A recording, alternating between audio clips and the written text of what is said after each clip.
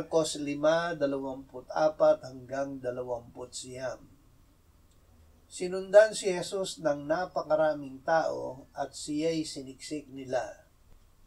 May isang babae na 12 taon nang dinudugo at lubhang naghirap na sa maraming manggagamot. Naguguldan niya ang lahat ng nasa kanya at hindi siya gumaling kaunti man, kundi lalo pang lumubha.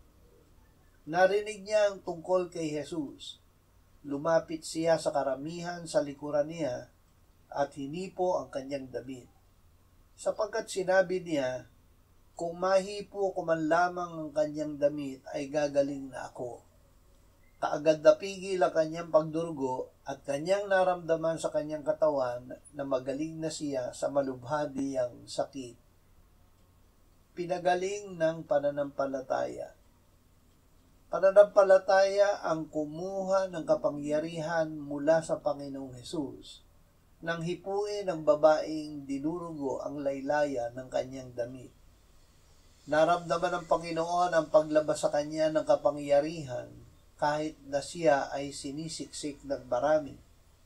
Lumapit ang babae at ipinagtapat sa kanya na siya ay nanalig, na kung mahipo lamang niya ang damit ni Jesus ay gagaling na siya. Sinabi ni Jesus sa kanya, "Anak, pinagaling ka ng pananampalataya mo. Umalis kang payapa at gumaling ka sa sakit mo."